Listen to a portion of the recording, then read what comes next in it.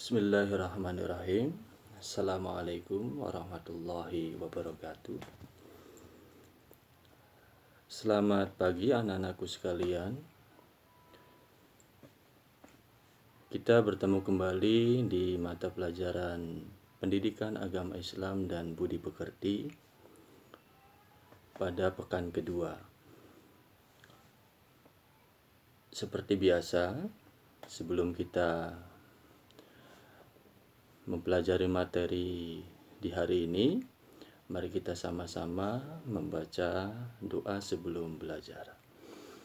Raditu billahi rabba wa bil islami dina wa bi muhammadin nabiyya wa rasula rabbi zidni ilman warzuqni fahman. Baiklah anak-anakku sekalian, materi kita pada kesempatan kali ini yaitu berkenaan dengan salah satu surat di dalam Al-Quran, yaitu surat Al-Falaq.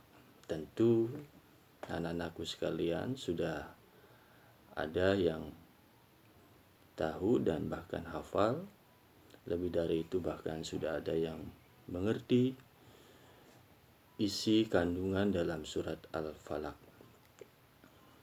Anak-anakku sekalian, kenapa kita harus belajar Al-Quran? Karena ada sebuah hadis Nabi Muhammad SAW. Beliau bersabda yang artinya, barang siapa membaca Al-Quran dan menghafalkannya, maka Allah akan memasukkannya ke dalam surga serta akan memberi syafaat kepada 10 orang dari keluarganya yang seharusnya masuk ke neraka. Jadi begitu agung, begitu besar pahala atau manfaat di dalam membaca Al-Quran. Lalu secara umum membaca Al-Quran pula ada keutamaan-keutamaan. Yang pertama adalah Al-Quran merupakan kitab suci umat Islam. Maka bagi yang membacanya akan mendapatkan pahala. Dan pahala membaca Al-Quran itu akan dihitung dari banyaknya huruf yang kita baca di dalam setiap surat di dalam Al-Quran. Ada sebuah hadis dari Nabi Muhammad SAW. Beliau bersabda, bacalah Al-Quran, maka sesungguhnya Al-Quran akan menjadi penolong, pemberi syafaat bagi pembacanya kelak di hari kiamat. Dan tentu keutamaan yang lain yang lebih besar pula, yaitu membaca Al-Quran akan mendapat pertolongan dari Allah Subhanahu wa Ta'ala. Anak-anakku sekalian, kita langsung pada materi inti, yaitu surat Al-Falaq. Surat Al-Falaq adalah salah satu surat di dalam Al-Quran. Urutan surat Al-Falaq yaitu berada di surat yang ke-113 di dalam Al-Quran. Al-Falaq sendiri memiliki arti subuh. Surat Al-Falaq terdiri dari 5 ayat. Surat Al-Falaq turun di kota Mekah, sehingga surat ini disebut juga dengan golongan surat Makkiyah. Sebutan lain dari surat Al-Falaq yaitu disebut juga dengan surat Al-Mu'awwidhatain. Lalu perlu juga Bapak ingatkan, Bapak sampaikan bahwa hendaknya di dalam setiap kita ingin membaca Al-Quran ada beberapa adab etika yang harus kita lakukan sebelum membaca Al-Quran. Yang pertama, dalam keadaan suci. Ya, seharusnya kita dalam keadaan suci sudah berwudu sebelum kita membaca Al-Quran. Kemudian yang kedua, dimulai dengan isti'adzah atau ta'awud yang biasa kita lafadzkan dengan kalimat a'udzu billahi minasyaitonir rajim. Kemudian yang ketiga, membaca Al-Quran itu hendaknya dengan pelan, tartil, dan tidak tergesa-gesa. Jadi nggak boleh buru-buru, harus tartil ya, tartil.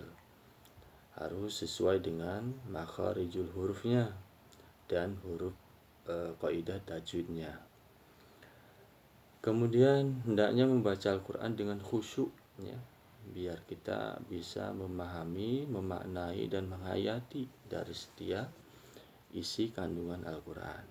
Dan yang terakhir, tentu jika kita mampu untuk melafadzkannya dengan suara yang bagus, suara yang indah, yang enak didengar, dan tentu yaitu ya makharijul huruf dan tajwidnya harus sesuai dengan kaidah yang ada. Baiklah anak-anakku sekalian, Bapak coba melafadzkan surat Al-Falaq, kalian dengarkan, dan nanti kalian coba di rumah bersama-sama ya dengan ayah dan ibunda di rumah. A'udzu billahi minasyaitonir rajim. Bismillahirrahmanirrahim. Qul a'udzu birabbil falaq min syarri ma khalaq wa min syarri ghasikin idza waqab wa min syarri naffasati fil 'uqad wa min syarri hasidin idza hasad. Shadaqallahul azim. Itu bunyi surat Al-Falaq yang terdiri dari 5 ayat. Kemudian anak-anakku sekalian, surat Al-Falaq ini mengandung hikmah dan pelajaran yang sangat berarti buat kita sebagai umat Islam. Dari kelima ayat ini, kandungan yang pertama, Allah Subhanahu wa Ta'ala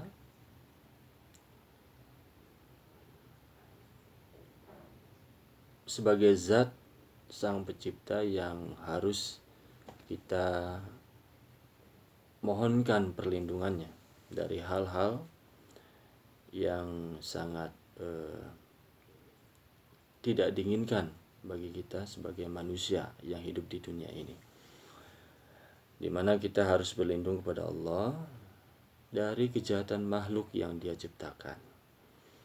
Kemudian kita berlindung kepada Allah dari kejahatan malam apabila telah gelap gulita. Kemudian berlindung dari kejahatan penyihir, berlindung dari kejahatan orang yang dengki.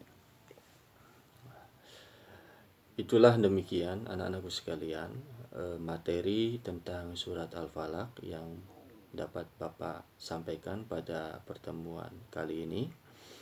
Sebagai kesimpulan, ada 3 hal yang dapat kita ambil dari pelajaran surat Al-Falaq ini. Yang pertama, membaca Al-Quran itu adalah ibadah. Kemudian yang kedua, membaca Al-Quran harus dengan tartil, baik dan benar makharijul huruf dan tajwidnya. Kemudian Yang terakhir, yang ketiga, yaitu membaca surat Al-Falaq adalah cara Allah atau cara kita memohon perlindungan kepada Allah. Anak-anak sekalian, sebagai evaluasi, nanti silahkan sebagai tugas ya, untuk tugas di rumah di akhir pertemuan materi kali ini, silakan anak-anakku sekalian membaca surat Al-Falaq di rumah dan lalu divideokan. Dan divideokan ya, di file disimpan dalam file videonya, nanti dikumpulkan dan akan Bapak nilai nanti. Kemudian selain itu tugas yang kedua, anak-anakku sekalian, silakan membuat rangkuman dari materi yang kalian saksikan atau simak dalam video ini, khusus untuk materi surat Al-Falaq. Demikian yang dapat Bapak sampaikan. Kita ketemu dalam pertemuan berikutnya. Tetap semangat, jaga kesehatan, dan jangan lupa membantu kedua orang tua di rumah. Nasrum minallahi wa fathun qarib. Wassalamualaikum warahmatullahi wabarakatuh.